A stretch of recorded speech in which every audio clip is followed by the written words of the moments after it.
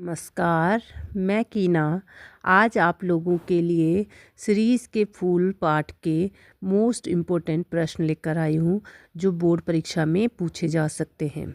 तो ये क्या है, अति महत्वपूर्ण प्रश्न है। ठीक है, पहला प्रश्न है सीरीज़ के फूल पाठ का संदेश लिखिए।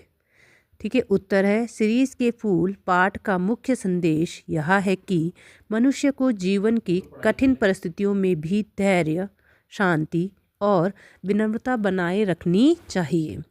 शीश का वृक्ष बाहरी कठोरता के बीच भी अपनी कोमलता और संतुलन बनाए रखता है। आपको भी पता है कि जो शीश का फूल है वो वसंत ऋतु से खिलता है और आषाढ़ मास तक रहता है। तो वो सर्दी, गर्मी, आंधी, तूफान, बारिश इन सब को झेल करके क्या रहता है, स्थिर खड़ा रहता है। ठीक है, फिर उन्होंने क्या कहा है, लेखक इसके माध्यम से यह बताना चाहते हैं कि सच्ची महानता बाहरी आडंबर में नहीं बल्कि सरलता, सहनशीलता और सौम्य स्वभाव में होती है। हमें जीवन में अहंकार छोड़कर शांत, संतुलित और सहनशील बनना चाहिए। तो ये कौन सिखाता है हमें? शीश का फूल सिखाता है, जो भयंकर गर्मी, ठंड और बारिश, आंधी, तूफान, लू इन सबको क्या करता है, झेलता है और अपने आप को शांत रखता है, विनम्र बनाए रखता है। ठीक है, सरस बना रहता है। दूसरा प्रश्न देखिए, शीश का वृक्ष लेखक को क्यों आकर्षित करता है? उत्तर है, ये बहुत इंपॉर्टेंट प्रश्न है इसीलिए मैंने आपके लिए बनाए हैं। ठीक है, शीश का वृक्ष लेखक को इसलिए आकर्षित करता है क्योंकि वह अत्यंत प्रतिकूल परिस्थितियों में भी हरा भरा, शांत और स्थिर रहता है। उसके फूल कोमल, हल्के और सुंदर होते हैं। किसके फूल? शीश के फूल, जिनमें किसी प्रकार का आडंबर नहीं होता। उसकी सहनशीलता, सरलता और संतुलित स्वभाव लेखक को विशेष रूप से प्रभावित करता है। वह बिना किसी दिखावे के अपनी सुंदरता और गरिमा बनाए रखता है। यही गुण लेखक को आकर्षित करता है। ठीक है, तीसरा प्रश्न है, शीश के फूलों का प्रतीकात्मक महत्व स्पष्ट कीजिए। ठीक है, इम्पोर्टेंट प्रश्न है ये, दो नंबर वाले प्रश्न हैं जो मैंने बनाए हैं आपके लिए। उत्तर देखिए, शीश के फूल कोमलता, विनम्रता, सहनशीलता और सरलता के क्या है, प्रतीक हैं।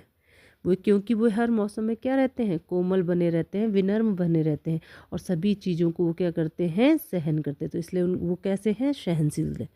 वे अत्यंत हल्के और सुंदर होते हुए भी अहंकार से रहित होते हैं। लेखक ने शीश के फूलों के माध्यम से ऐसे मनुष्य के आदर्श व्यक्तित्व को दर्शाया है जो कठिन परिस्थितियों में भी शांत और संतुलित रहता है।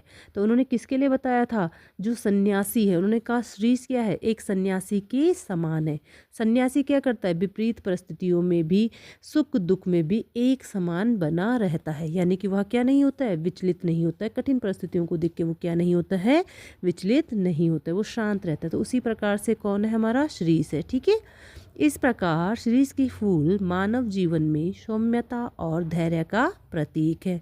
ठीक है, जो शीश है वो हमारे लिए किस चीज़ का प्रतीक है, सौम्यता का और धैर्य का। अगला प्रश्न है, पाठ में प्रकृति और मानव जीवन का संबंध बताइए। उत्तर देखिए, इस पाठ में प्रकृति और मानव जीवन का गहरा संबंध दर्शाया गया है। लेखक ने शीश के वृक्ष और उसके फूलों की विशेषताओं के माध्यम से मानव जीवन के गुणों को स्पष्ट किया है। जैसे शीश का वृक्ष कठिन परिस्थितियों में भी शांत और संतुलित रहता है। ठीक है, जो शीश का वृक्ष है वो कठिन परिस्थितियों में भी क्या रहता है, शांत बना रहता है, संतुलित रहता है, वह विचलित नहीं होता है। ठीक है, वो जैसे उन्होंने कहा था वसंत ऋतु में जब खिलता है, तो वसंत ऋतु में क्या होती है, ठंड होती है, उसके बाद भयंकर गर्मी पड़ती है जेठ के महीने में। ठीक है, उमस होती है, लू चलती है, आंधी, तूफान ये सब आते हैं और आषाढ़ के मास में बारिश होती है। तो जो शीश है वो तब तक क्या है, खिला रहता है। तो इसलिए उसने क्या कहा कि वह क्या है, विपरीत परिस्थितियों में भी अपने आप को क्या रखता है, शांत बनाए रखता है। वैसे ही मनुष्य को भी जीवन के संघर्षों में धैर्य और संयम बनाए रखना चाहिए। जो हम मनुष्य हैं, अगर हमारे जीवन में कोई संघर्ष आए तो हमें संयम से काम लेना चाहिए और धैर्य रखना चाहिए। प्रकृति मनुष्य को सहनशीलता, सादगी और संतुलन का पाठ पढ़ाती है। यानी कि जो प्रकृति है वो हम मनुष्यों को सिखाती है कि हमें किस तरीके से सहनशील रहना है और हमें अपने जीवन को सादगी से जीना चाहिए। ठीक है, अगला प्रश्न देखिए, लेखक के अनुसार सच्ची महानता किसमें है? उत्तर देखिए, लेखक के अनुसार सच्ची महानता बाहरी दिखावे, शक्ति या आडंबर में नहीं, बल्कि विनम्रता, सहनशीलता, सरलता और धैर्य में निहित है। जो व्यक्ति कठिन परिस्थितियों में भी शांत, संतुलित और सौम्य बना रहता है, वही वास्तव में महान होता है। शीरीष का वृक्ष इसी सच्ची महानता का प्रतीक है, क्योंकि वह कठोर वातावरण में भी अपनी कोमलता और संतुलन बनाए रखता है।